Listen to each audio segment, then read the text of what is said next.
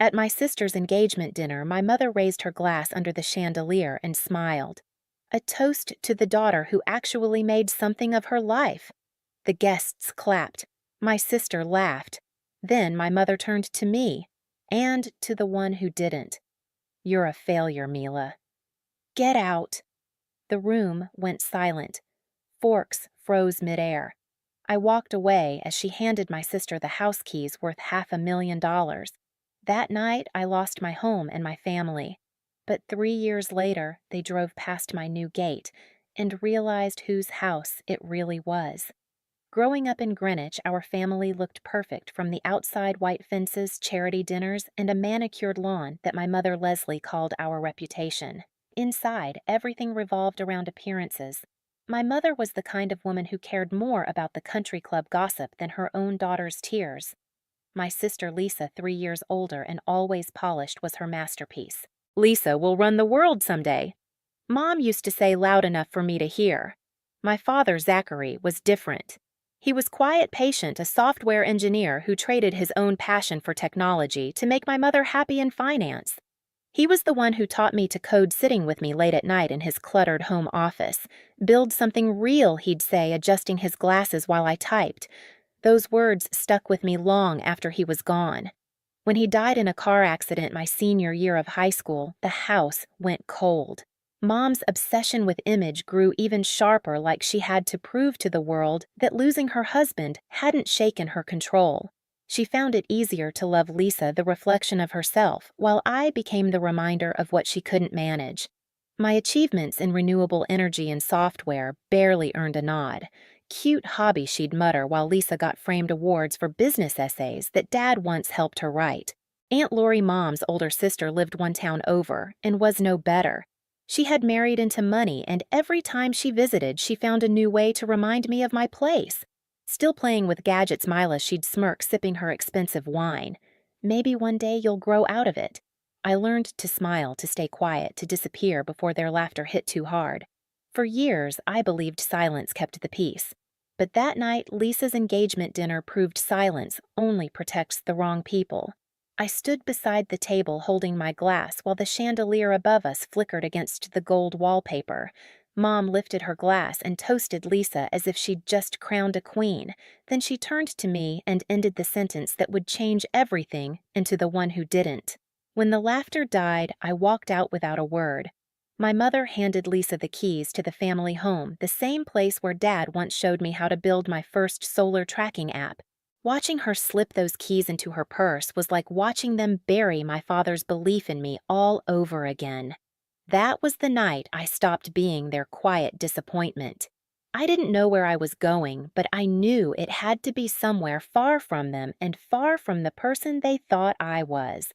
The first night after that dinner, I slept in my car. The rain hit the windshield so hard it blurred the streetlights into white streaks. I remember gripping the steering wheel and whispering, "Don't cry." Crying felt like something my mother would expect. By morning, I drove to Brooklyn and signed a lease for the cheapest studio I could find. One room, one window, one radiator that hissed like it was alive. I unpacked everything I owned: a duffel bag of clothes, a cracked laptop, and a folder with my old coding projects. That was it. No family photos, no furniture, no trace of the life I'd just been cut from. For weeks, I lived on instant noodles and freelance work, small website gigs that barely covered my bills. Every night, I'd scroll through photos of Lisa's engagement party splashed across social media. She looked radiant. My mother stood beside her, champagne in hand, the caption reading, "Proud Mom Moment." I didn't comment. I didn't post. I just worked. One afternoon, while writing code in a crowded coffee shop, I overheard two investors talking about a city grant for sustainable tech startups. Something clicked. I opened my laptop and began sketching the idea that had lived in my head since Dad's lessons years ago, a program that could reduce urban energy waste through adaptive solar systems. That's when Professor Melinda Jenkins, my old university mentor, reappeared in my life.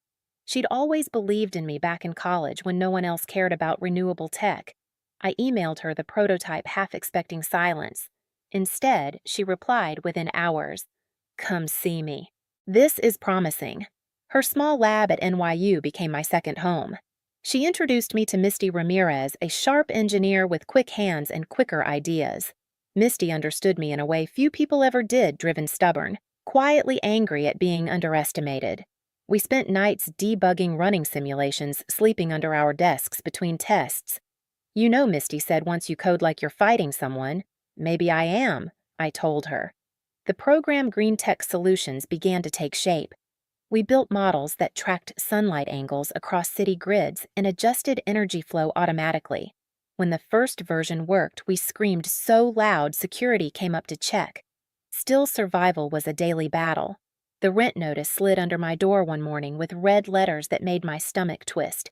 I remember calling Misty and laughing through my panic. I just need one investor before the landlord changes the locks. That investor turned out to be Justin Patel, a venture capitalist Melinda introduced us to. He wore sneakers with his suit and spoke fast, like his mind was 2 steps ahead of his words. After seeing our demo, he said, "You're solving something that actually matters. Let's make it real." His fund gave us $75,000, barely enough to breathe, but enough to start. Misty and I moved into a small co-working space that smelled like burnt coffee and old carpet. We worked 18-hour days. Sometimes I'd glance at the reflection in the office window, my tired face, hollow eyes, hair tied back, and whisper, "Not a failure." Slowly, things shifted. A local grocery chain agreed to test our software across 10 stores. The results were better than we'd promised, energy bills down 30%. The day they signed the contract, I went home, sat on my apartment floor, and let the tears fall. Not because I was sad, because for the first time I had proof. I didn't call my mother. I didn't need her to know. Not yet. But deep down, a small voice whispered that she would find out eventually. And when she did, I wanted her to see it not in headlines, not in gossip, but with her own eyes. The months that followed were a blur of code contracts and caffeine. Misty and I worked until dawn most nights, half living on takeout and stubbornness. Green Tech Solutions was still small, just 2 women in a room full of tangled wires, but it was alive. Every client review, every new email inquiry felt like oxygen. Still, the old voices in my head followed me everywhere. My mother's cute hobby, Mila. My aunt's, "You'll grow out of it." And Elisa's the one that hurt most. "You're just jealous." Those echoes became my fuel. Every time exhaustion threatened to crush me, I'd hear them again and keep typing. We hit roadblocks, of course. Our first big contract almost collapsed when a major retailer delayed payments, and the rent on our co-working space nearly doubled overnight. Misty panicked. I didn't. I'd already lost everything once money didn't scare me anymore. What scared me was going back to who I was before silent, apologetic, invisible. One night, I stayed late alone, finishing code updates for a system audit. Outside the city hummed the low buzz of traffic, the rhythm of a world that didn't care whether I made it or not. I remember looking at the screen's reflection in the window and whispering, "Dad, I'm still building something real." That week, we landed a feature in a sustainability blog. It wasn't huge, but it caught the attention of a local tech reporter who wanted to visit our setup. When the article came out, it opened doors. Small businesses started calling. I hired 2 interns. We moved into a modest office with sunlight and a decent coffee machine. The milestones came faster after that partnerships grants new cities testing our product. Our name started appearing in newsletters that once ignored me, and yet I kept quiet. I didn't update family. I didn't post online. Success felt sacred, fragile like a flame that would vanish if I bragged. Misty kept teasing me. "You know your mom's probably pretending she discovered you." I'd smile, let her. I don't need her story anymore. Then came the moment everything shifted. The grocery chain's national board invited us to present Green Tech at their headquarters. The room was full of executives in suits, each holding tablets with our data displayed. I walked in wearing the same minimalist white blouse I'd worn to Lisa's engagement dinner. It felt symbolic, like rewriting that night on my own terms. When I finished the presentation, the room erupted in applause. The contract we signed that day meant full financial independence, no more rent panic, no more skipping meals. That evening, I bought a small modern house in Greenwich, a quiet cul-de-sac glass wall, solar panels running entirely on my software. My name was the only one on the deed. As I stood in the empty living room, sunlight pouring through the glass, I thought of that night 3 years ago, my mother's voice, Lisa's laughter, the keys glinting in my sister's hand. I had no plans to return the favor. My silence would do it for me. 3 years later, success didn't feel like fireworks. It felt like quiet mornings. I'd wake before sunrise, brew coffee in my spotless kitchen, and watch the light crawl across the solar panels on my roof. My house hummed with the low, steady rhythm of my own software optimizing every watt. It wasn't just shelter, it was proof. Green Tech Solutions had grown beyond anything I imagined. We'd secured major contracts across New York, and New Jersey expanded our team to 20 engineers and were negotiating with city officials for large-scale implementation. Our clients saved millions. My face appeared in a few interviews, but I still kept my voice measured calm. People called me visionary. I called it survival. That October morning started like any other. The air was crisp sunlight cutting through red gold leaves. I was on a call with Misty about a new energy audit when my phone buzzed again and again, unknown number, same area code as my mother's. I ignored it. When it rang a fourth time, I sighed and stepped outside. Through the glass gate, a black SUV slowed on the street engine purring. It wasn't until the window rolled down that I saw her Lisa. Perfect hair, perfect nails, perfect panic. Her eyes darted between me and the house like she couldn't make sense of it. I didn't move. She froze, staring at the discreet Green Tech Solutions plaque beside the driveway, the one with my name under it. Her hand shot to her phone. I could read her lips before I heard her voice. Mom, this house is worth a fortune. Wait, this logo. It's hers. Mom, it's Mila's, my sister's. Her voice cracked into a half scream. Then she drove off tires, squealing down the street. Inside, I stood still for a long time, the coffee cooling in my hands. I'd always imagined the day they found out. I thought maybe I'd feel triumph vindication, something burning and loud. But what came instead was quiet relief, like finally setting down a weight I'd carried too long. An hour later, the intercom buzzed. A familiar voice followed. Mila, it's Mom. I almost didn't answer. But curiosity, cruel and calm, made me press the button. She stood there in her tailored coat makeup, too heavy hair sprayed into place like she'd rehearsed this visit in a mirror. Time had carved new lines around her mouth, but her eyes were the same calculating first, soft second. When I opened the door, her perfume hit me before her words did. Mila, she said quietly, you've done well. I didn't reply. She looked past me into the foyer, scanning the minimalist furniture, the warm lights, the wall of windows. Everything she used to worship in other people's houses. I didn't realize how far you'd come, she continued. Lisa called, and I had to see it for myself. I leaned on the door frame. You've seen it now. Her lips trembled slightly. I was wrong, Mila. About so many things. I almost laughed. The same woman who once kicked me out now spoke like a guest. I remembered her voice at that dinner, sharp, proud, cruel. You're a failure, Mila. Get out. I don't need an apology, I said softly. I just need peace. She hesitated. I want us to be a family again. I met her eyes. We were never one. Her composure cracked then. For the first time, she looked small, like a woman stripped of her audience. You've changed, she whispered. I smiled faintly. No, I just stopped asking for permission. We stood there in silence, the kind that makes people face themselves. I saw her glance around again, desperate to find something to hold on to, some reason to still feel superior. But all she saw was what she'd thrown away. Finally, she turned toward the door. If you ever want to talk, I'll let you know, I said, closing it gently behind her. The sound of the latch echoed through the house like punctuation. I walked back to my office where the sunlight spilled across the desk and glinted off a photo I kept beside my laptop, Dad and me laughing over tangled wires and coffee cups. His handwriting still marked the back billed something real. I smiled, whispering I did. That night, my phone buzzed again. Pamela, my old college friend. You won't believe this, she said between laughs. Your mom's name is all over that Greenwich Facebook group. People are saying she threw you out and gave your sister the house. Now they found out you built your own company here.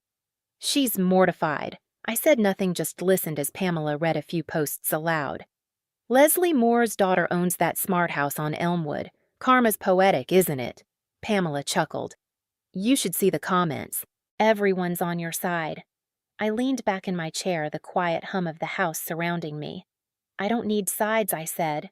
Just silence. But silence, it turned out, wasn't what they got. 2 weeks later, Lisa's husband filed for divorce. Word spread fast. Her investments, luxury condos she'd flipped for quick profit, had tanked. She'd sold her Manhattan apartment, moved back with Mom, and stopped showing up at the club. Pamela called again. Your sister's not doing great. Mom, too. No one invites them anywhere anymore. I thought of that engagement dinner, the laughter, the applause that filled the air when they gave her my father's house. Every guest who cheered back then now whispered behind their backs. I didn't gloat. I didn't post. I didn't call. I just kept working. Green tech was expanding into new states, our software integrating with smart grids across the Northeast. Misty ran operations now. Justin handled investors. My days were long but peaceful. Nights were quiet, filled with the soft rhythm of the solar system shifting to night mode. Sometimes when I stood on the rooftop, I could see the faint glow of the old neighborhood lights, my mother's street, the house that used to be ours. It felt distant now, almost fictional. I remembered that night again, her toast, her voice, the weight of the humiliation. For years, I thought revenge would be fire and fury. Turns out it was sunlight and stillness. The next morning, a letter arrived. No return address, the handwriting hers. I opened it slowly. Mila, it began, I see now what I destroyed. I wanted to shape you into someone the world respected. I didn't realize you already were. I'm sorry. Mom. The paper trembled in my hand. I folded it neatly, walked to the kitchen, and slid it into the flame of the gas stove. The edges curled black, then vanished. I watched the smoke drift upward and whispered, apology accepted, just a not delivered. Outside, the house's automated blinds adjusted with the sun. Light flooded the room again, warm and forgiving. For the first time in years, I felt free not from them, but from needing them. Word travels fast in towns like Greenwich. Within a month, my mother's name, once whispered with admiration, became gossip. The same women who clinked glasses with her at galas now turned their heads at the country club. Someone leaked the story about the engagement dinner, how she'd thrown me out and gifted the family house to my sister. She called her daughter a failure, one post read. Now look who's begging for forgiveness. Pamela sent me screenshots, laughing softly. She's become a cautionary tale, Mila. Everyone says karma finally showed up wearing solar panels. I didn't laugh. I just stared out the window at the slow rise of the morning sun, my reflection merging with the house that ran entirely on my code. Lisa's life unraveled too. Her marriage collapsed after her husband discovered the debts she'd hidden. She sold her jewelry, then her car, then the condo Mom helped her buy. The sister who once smirked across the table now avoided public places altogether. One evening, I found a small envelope slipped under my door. Inside was a single line written in my mother's handwriting. I lost everything trying to keep appearances. You built everything by being real. No signature, no address, just the truth. I folded the note, set it on my desk, and turned off the lights. The house adjusted itself for night mode, humming softly around me. Silence, justice, peace. I stood on the rooftop as the last light faded the panels, tilting toward the sunset. The city hummed below, but up here it was quiet. I'd rebuilt everything they tore down, and I did it without revenge, just resolve. Sometimes silence speaks louder than shouting. If you've ever had to walk away to find peace, you'll understand.